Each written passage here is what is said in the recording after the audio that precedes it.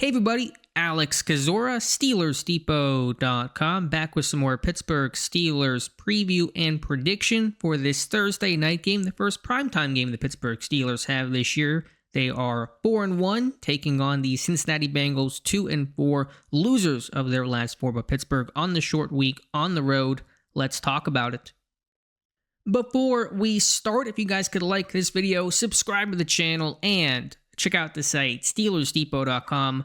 Would really appreciate that. So previewing this game, on paper, Pittsburgh has the upper hand, but we know the history of Pittsburgh on these short weeks on the road has not been kind to Mike Tomlin. 2-9 all-time on the road on Thursday night. 0-6 against the division, of course, lost to Cleveland last year in this situation. But looking at the Bengals, there's a little more hope there with Joe Flacco. I think that's why Mike Tomlin was so upset and made those comments about Andrew Berry and the Browns trading Flacco to the Bengals. But man, it's a one-dimensional team in every sense of the word. This run game has been abysmal, easily the worst in football. They're averaging 56 yards rushing per game, and yes, they're often playing from behind, but they cannot run the ball a lick. Chase Brown is averaging 2.7 yards per carry, about a 41% run success rate. I think they have some tells up front. They're not hiding the run game well. It's not creative. They're just not getting the job done either. The offensive line is not rounded in the form, despite some decent pedigree and investments in free agent Orlando Brown Jr. and Amarius Mims at right tackle and adding Fairchild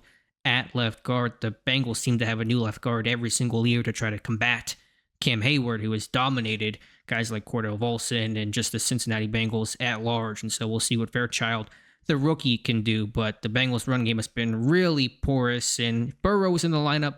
You can work with it. You can probably still win and score points without Burrow, obviously, and even with Flacco. It was better in the second half against Green Bay last week, but still really tough to win without a great defense, or even a good defense, and Flacco now commanding. So don't let the Bengals run the ball. If they do, that's going to be a heartbreak, because Pittsburgh has gotten much better stopping the run, and the Bengals have not run on anyone this season.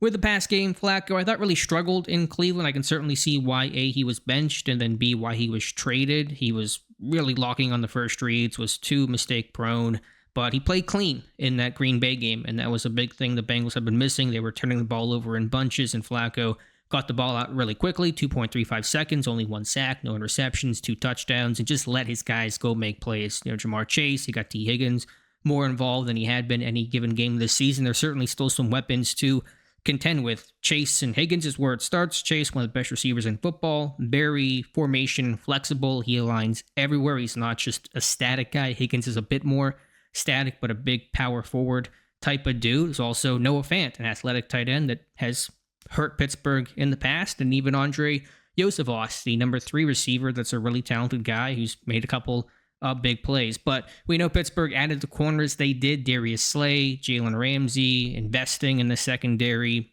to combat teams like Cincinnati to play man coverage. That's explicitly what Mike Tomlin said before the season. We feel like we can play man-to-man against anyone in the NFL, and that's no greater test than Cincinnati, even minus Joe Burrow. So can Pittsburgh do that in this game? Can they get pressure? You would expect this front to eat, because A, you stop the run, and then B, that leads to 3rd and long. This Bengals offensive line has not been very good. They struggle with stunts and games. Their running back, Chase Brown, is not good in pass pro on blitzing those inside backers on early downs in this game. Now, he doesn't do a lot of 3rd down work. It's P. Ryan. They'll use a tight end, Drew Sample, as a running back, kind of like the old Ryan Hall, what they would do with him several years back. So they're not asking him a lot in the pass game, but I'm blitzing early. I'm being aggressive. You're playing man coverage, and trusting Ramsey and Slay to make plays. Defensively, the numbers don't look good for the Bengals. It's been a tough year for them. It's a 4-3 front, and Pittsburgh's had historic success running against Cincinnati, but I think the Bengals' run defense has actually been a little bit better than what I thought when I first saw the numbers versus when I watched the tape. I think they are getting worn down. Bengals' offense is not getting many drives going, and a lot of turnovers that are putting the Bengals on a short field. So there's a lot of factors that go into that, but I think the run defense has been okay. It's a similar style to Minnesota, where they're going to play a lot of too high, and that's one reason why the run defense has not been great. So they're going to trust the front 7 to get the job done. They're going to run some penny fronts with 5 and 6 either defensive linemen or linebackers on the line of scrimmage, and play too high behind. A little more beef in the middle and those D tackles and Hill and Slayton than what Minnesota has to offer. But if Pittsburgh can get through that first level and continue to use their big people in Darnell Washington, Spencer Anderson, there should be success. Pittsburgh obviously has to be able to run the ball here. Secondary coverage-wise, we'll see if this is the game for Pat Freiermuth. He's always had success against the Bengals, 2 really strong performances last year, averaging about, 5 catches, 60 yards, and half a touchdown per game, and 8 career regular season contests against the Bengals. But as a new DC, and Mike Tomlin made sure to point that out, it's Al Golden taking over for Lou Anarumo. We don't know exactly what he's going to run that's different than what the Bengals have in the past. I still don't see a radically different defense. I still see a good amount of cover 2, which the Bengals heavily played against Pittsburgh last season, especially in that first meeting where Russ hit the check down about 47 times to good success. But I know that they're going to use Washington and Anderson a lot, but can Freiermuth make some plays in this one? He always has. I'm sure he's certainly hoping for it after a really quiet start for him. Bengals do disguise their coverage as well. They got some guys that have played some football in that secondary. Dax Hill's not a rookie anymore, and Geno Stone's a veteran guy that's made some plays here. They made a tough start to his Bengals tenure, but I think it's gotten better since. And so they're going to play cover 2. They're going to rotate, post-snap, and try to hold and disguise those shells and coverages as long as possible. Of course, got to watch is Trey Hendrickson, number 91, their star pass rusher. As of this recording on Wednesday night, he is questionable, didn't practice all week with a hip injury. We'll see if he plays. I truly don't know what his status is going to be. If he does play, will he be limited? We shall see. But there's pedigree up front. They're counting on guys like Joseph Asai and Miles Murphy and the first-round rookie Shamar Stewart, who's just coming back from injury, only played in 2 games this year. It's been a tough year for him with the contract stuff and the injury now. So we'll see if those other guys can step up. But Hendrickson, the guy to take care of. He's normally on the Steelers' left side, so a lot of Broderick Jones, but he will play both sides. He'd even drop into coverage a little more this year than it seems like he has in seasons past. But if he's in street clothes for this game, I'll be happy.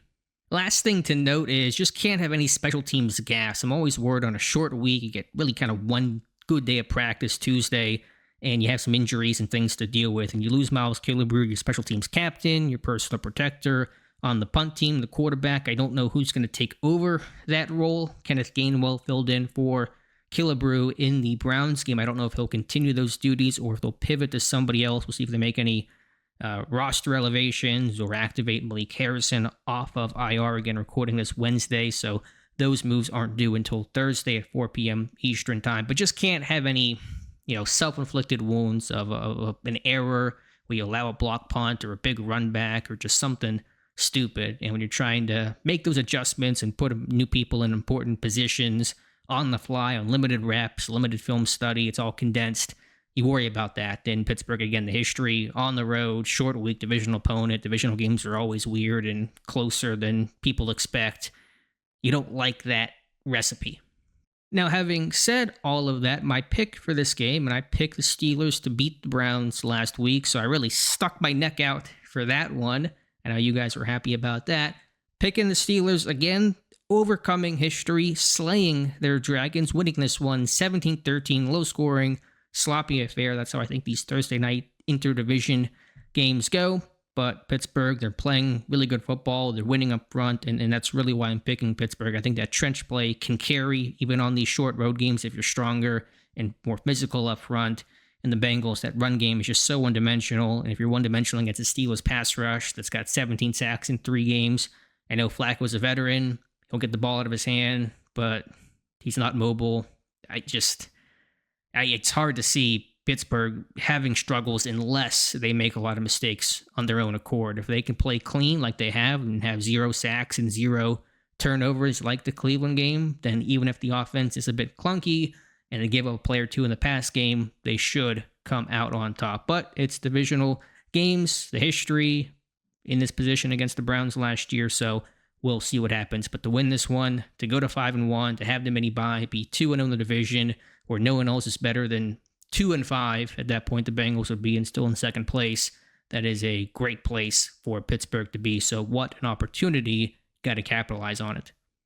So let me know your thoughts in the comments below. Appreciate you guys watching. Please like this video, subscribe to the channel, and check out the site SteelersDepot.com. Drop your score prediction in the comments below. Will Pittsburgh win this game, or will the Bengals pull off the upset? Be back after the game to talk about it. So thank you again, and we'll talk to you soon.